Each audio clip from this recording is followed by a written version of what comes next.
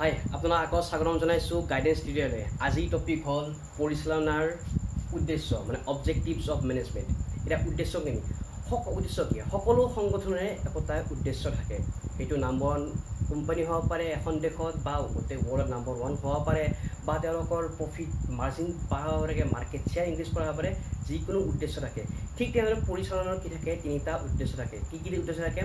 ভিডিঅ'বিলাক বহুত শ্বৰ্ট কৰাৰ চেষ্টা কৰিম, গোটেইখিনি কাভাৰ কৰাৰ চেষ্টা কৰিম কম সময়ৰ ভিতৰত।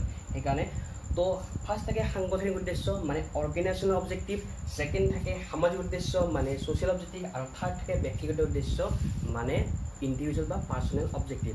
তো ফাৰ্ষ্ট প্ৰথমটো আহিছিলোঁ সাংগঠনিক উদ্দেশ্য। সাংগঠনিক উদ্দেশ্য মানে কি? নামটোতে সোমাই আছে সাংগঠনিক উদ্দেশ্য মানে সংগঠনৰ কাৰণে যিটো উদ্দেশ্য কৰা হয় সেইটোৱে সাংগঠনিক উদ্দেশ্য। তো সাংগঠনিক উদ্দেশ্যৰ ভিতৰত এতিয়া কথাটো হ'ল বৰ্তমান সংগঠনৰ যেতিয়া আমি ভাবোঁ যে সংগঠনৰ মেইন উদ্দেশ্য কি হ'ব পাৰে? লাভ।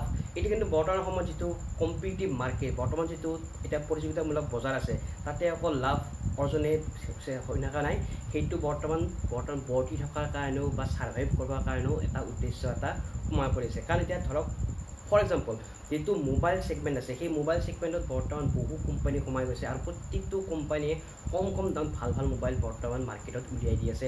তো সেইকাৰণে বৰ্তমান সময়ত বৰ্তি থকাটো এটা প্ৰশ্নবোধৰ চিন হৈছে। এতিয়া ৰিচেণ্টলি যিটো আমাৰ ৰিয়েলমি যিটো CEO আছে, আমাৰ ইণ্ডিয়ান বিজনেছ যিটো ৰিয়েলমি CEO আছে, তেওঁ কৈছিল যে তেওঁলোকে মাত্ৰ 3% প্ৰফিটত কাম কৰে। তো সাংগঠনিক উদ্দেশ্য আমি সেই ক'ব পাৰোঁ তিনিটা। এটা হ'ল উৎপাদন নিশ্চিতকৰণ মানে এনচিউৰিং ছাৰ্ভাইভেল, ছেকেণ্ডটো হ'ল এনচিউৰিং প্ৰফিট মানে লাভ, আৰু থাৰ্ডটো হ'ল গ্ৰ'থ বা সম্প্ৰসাৰণ। তো প্ৰথমটো হৈছে উৎপাদন বা এনচিউৰিং ছাৰ্ভাইভেল। তো ছাৰ্ভাইভেল মানে কি যে বৰ্তমান সময়ত আমি কি কৰোঁ? বৰ্তি থাকিব লাগে। আৰু বৰ্তি কেনেকৈ থাকিব পাৰিম? যেতিয়াহে আমি যিটো উৎপাদন ব্যয় প্ৰডাকশ্যন কষ্ট আছে সেইটো খাব পাৰিম। ধৰা হ'ল প্ৰডাকশ্যন কষ্ট আমাৰ এটা বস্তু বনাওঁতে গ'ল আমাৰ 100 টকা, কিন্তু তেতিয়া আমি বস্তুটোৰ পৰা মিনিমাম এটলিষ্ট 110 টকা বা 120 টকা চাৰ্জ কৰিব লাগিব, কাৰণ আমাৰ যিটো উৎপাদন ব্যয় আছে সেই ব্যয়টো আমি কাভাৰ কৰিব লাগিব।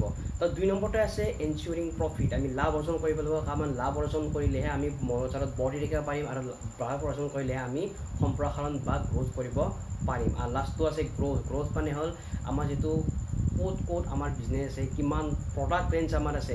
ৰিচেণ্টলি এটা এডভাৰটাইজ চলি আছে বৰ্তমান আমাৰ টিভি চেনেলবিলাক যে বাজাজ যিটো কোম্পানী আছে, বাজাজ কোম্পানী কৈ আছে যে তেওঁলোক হৈছে এই ফৰেনৰ কাৰণে মষ্ট ফেভাৰেট ইণ্ডিয়ান। কি কাৰণে? কাৰণ 170খন কাণ্ট্ৰিত তেওঁলোকৰ প্ৰেজেঞ্চ আছে। 170খন কাণ্ট্ৰিত তেওঁলোকৰ প্ৰেজেঞ্চ আছে মানে কি 170খন দেশত তেওঁলোকে কাম কৰে। তো সেইকাৰণে তেওঁলোকৰ প্ৰডাক্ট ৰেঞ্জ যিটো আছে সেইটো বহুত বাঢ়ি গৈছে, তেওঁলোকৰ যিটো ব্ৰাঞ্চ আছে সেইটো বহুত বাঢ়ি গৈছে। সেইকাৰণে এইটো সম্প্ৰসাৰণ বা সেইটো গ্ৰ'থ বুলি কয়, সেইটো বাজাজ কোম্পানীৰ গ্ৰ'থ। তো সেইটো এটা সাংগঠনিক উদ্দেশ্যৰ ভিতৰতে পৰে। তো আমি বুজিলোঁ কেইটা? তিনিটা। এটা এনচিউৰিং ছাৰ্ভাইভেল মানে উৎপাদন নিশ্চিতকৰণ, 2 নম্বৰটো হৈছে এনচিউৰিং প্ৰফিট মানে লাভ নিশ্চিতকৰণ, আৰু 3 নম্বৰ হৈছে গ্ৰ'থ বা সম্প্ৰসাৰণ। তো দ্বিতীয় পইণ্টটোলৈ আহিছোঁ। দ্বিতীয় পইণ্টটো হ'ল সামাজিক উদ্দেশ্য বা ছ'চিয়েল অবজেক্টিভ। ব্যৱসায় এটা ক'ৰ অংশ? ব্যৱসায় এটা সমাজৰ অংশ। ব্যৱসায়ীজন ক'ৰ? এজন সমাজৰে অংশ। ব্যৱসায়ীজনে ক'ৰ পৰা বস্তু ইউজ কৰে? সেইটো হ'ল সমাজৰ কেঁচা মাল ৰ মেটেৰিয়েলছ ইউজ কৰে আৰু বিক্ৰী ক'ত কৰে? সমাজৰ আমাৰ দৰে মানুহবিলাকক কনজিউমাৰ্ছক বিক্ৰী কৰে। সেইকাৰণে যিহেতু সমাজৰ লগতে গোটেইখিনি জড়িত, they must have to give something back to the society. সেইকাৰণে তেওঁলোকে সমাজক কিবা এটা দিব লাগে, আৰু সেই যিবিলাক উদ্দেশ্য তেওঁলোকে সমাজৰ কাৰণে ফুলফিল কৰিব সেই উদ্দেশ্য হৈছে সামাজিক উদ্দেশ্য। কি হ'ব পাৰে? যে কম মূল্যত ভাল উচিত দ্ৰব্য তেওঁলোকে বজাৰত দিব পাৰে। এতিয়া আইফোনৰ কথা নাই, আইফোনটো প্ৰিমিয়াম ছেগমেণ্ট, সেইটো ধনী ব্যক্তিসকলৰ কাৰণে সেইটো প্ৰিমিয়াম ছেগমেণ্ট পৰি যায়। তো আইফোনৰ কথা কোৱা নাই, যিটো আমাৰ দৈনন্দিন ৰেগুলাৰ যিটো আমি ব্যৱহাৰ কৰোঁ সামগ্ৰী আছে যেনে আলু দাইল চাইল, সেইবিলাক বস্তু আমি ৰেগুলাৰ ব্যৱহাৰ কৰোঁ আৰু সকলো ব্যক্তিয়ে সেইবিলাক ব্যৱহাৰ কৰে, আৰু সেইবিলাক কোনোবা ব্যৱসায়ী সেইবিলাক উচিত মূল্যত বজাৰত আগবঢ়াব লাগে। দ্বিতীয় আছে কোনোবা এনেকুৱা ধৰণৰ পদ্ধতি ব্যৱহাৰ কৰিব যাৰ দ্বাৰা সমাজৰ কোনো ধৰণৰ ক্ষতি নহয়। ধৰা আমি ৰিনিউৱেবল এনাৰ্জি যেনে সূৰ্যৰ পোহৰ বা ইলেক্ট্ৰিক কাৰ এইবিলাক ইউজ কৰিব পাৰোঁ, বা তেওঁলোকে সেইটো ইউজ কৰিব পাৰে। 3 নম্বৰতে আছে তেওঁলোকে সমাজৰ কাৰণে কি কৰিব পাৰে? তেওঁলোকে এমপ্লয়মেণ্ট জেনেৰেশ্যন কৰিব পাৰে, মানে কৰ্মচাৰী নিযুক্তকৰণ কৰিব পাৰে। তাৰ বাহিৰে তেওঁলোকে যিটো আমাৰ অৰ্থনৈতিক ব্যৱস্থা আছে তাতো আমাক হেল্প কৰিব পাৰে। কেনেদৰে? যেতিয়া তেওঁলোকে আমাৰ সমাজৰ শ্ৰেণীৰ মানুহবিলাকক তেওঁলোকে চাকৰি প্ৰভাইড কৰিব, তেওঁলোকে ভাল চেলাৰী দিব, তেতিয়া কি হয়? তেওঁলোকৰ জীৱন ধাৰণৰ মানদণ্ড উন্নত হয়, আৰু তাৰ দ্বাৰা তেওঁলোকৰ কি হয়? জীৱনৰ মানদণ্ড হয়, আৰু তাৰ দ্বাৰা সমাজৰ উন্নতি হয় আৰু গোটেই দেশখনৰ উন্নতি হয়।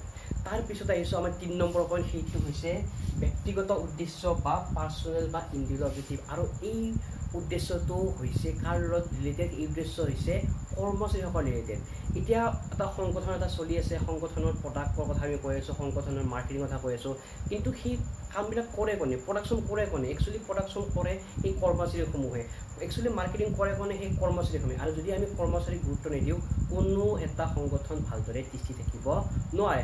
ধৰা এটা ভাল এক্সাম্পল এটা আছে যে এ আৰু কোম্পানী এ আৰু কোম্পানী বি দুটাই ধৰা IT চেক্টৰত আছে কাম কৰি, দুটাৰে প্ৰফিট প্ৰায় একে, বাট কোনোবা এটা যিটো হিউমেন ৰিচোৰ্চ আছে তেওঁলোক বেছি কম্পিটিটিভ, বেছি তেওঁলোক দক্ষতাপূৰ্ণ, বেছি তেওঁলোক স্কিলফুল।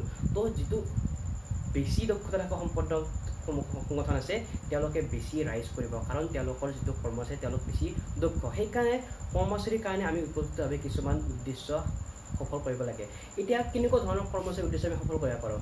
কম্পিটিটিভ চেলাৰী, মানে প্ৰতিযোগিতামূলক দৰমহা। প্ৰতিযোগিতামূলক কোনবিলাক কয়? মই অলপ আগতে ক'লোঁ যে কোম্পানী এ আছে, কোম্পানী বি আছে, একে ধৰণৰ ব্যৱসায়, একে ধৰণৰ প্ৰফিট হৈ আছে। যদি কোনোবা এটা কোম্পানী ধৰা মাহিলী 50,000 টকা দি আছে আৰু কোনোবা এটা কোম্পানী মাহিলী 20,000 টকা দি আছে, তো যিটো কোম্পানী 20,000 টকা দি আছে তেওঁলোকে কি কৰিব? সেই সংগঠন এৰি গুচি যাব। নহ'লে যদি গুচি নাযায় তেওঁলোক কি হ'ব? ডিছেটিছফাইড, অসন্তুষ্টি। আজি যে কোনো এটা ব্যক্তি অসন্তুষ্ট হয়, তেওঁ কেতিয়াও নিজৰ মেক্সিমাম এফৰ্ট সংগঠনত নিদিয়ে, তেওঁ কষ্ট ভালদৰে নকৰে, কাৰণ তেওঁ অলৰেডি অসন্তুষ্ট, তেওঁ অলৰেডি ডিছেটিছফাইড। সেইকাৰণে প্ৰতিযোগিতামূলক আমি দৰমহা প্ৰভাইড কৰিব লাগে। তাৰপিছত আছে বোনাছ। আমি বোনাছ তেওঁলোকক প্ৰভাইড কৰিব পাৰোঁ। কোনোবা ৰেলৱে বা আদি সংগঠনবোৰে যেতিয়া দিৱালী আহে বা আদি তেনেধৰণৰ কোনো অনুষ্ঠান আহে তেতিয়া বোনাছ আদি ঘোষণা কৰে।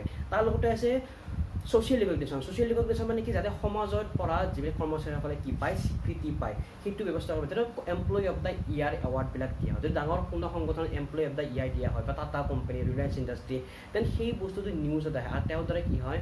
সেই কৰ্মচাৰীজনে সামাজিক স্বীকৃতি লাভ কৰে। দেন আৰু এটা পইণ্ট আছে যে কৰ্মচাৰীসকলৰ কাৰণে ভাল সুব্যৱস্থা কৰিব লাগে, হাইজিনিক তোমাৰ এই পৰিস্থিতি কৰ্মসংস্থাপন য'ত তেওঁলোকে ভালদৰে কাম কৰিব পাৰে, তেনেকুৱা ধৰণৰ কৰ্মসংস্থাপন তেওঁলোকক দিব লাগে। তাৰ বাহিৰে তেওঁলোকক প্ৰশিক্ষণ দিব লাগে, যাতে তেওঁলোকে দক্ষতা বৃদ্ধি কৰি পেলাই প্ৰমোশ্যন লৈ তেওঁলোকে ওপৰৰ জ্যেষ্ঠসকলৰ ঠাইত পদবী তেওঁলোকে অধিগ্ৰহণ কৰিব পাৰে। তাৰ বাবে তেওঁলোকক ট্ৰেইনিং এণ্ড ডেভেলপমেণ্ট আদিৰ সুবিধাও দিব লাগে।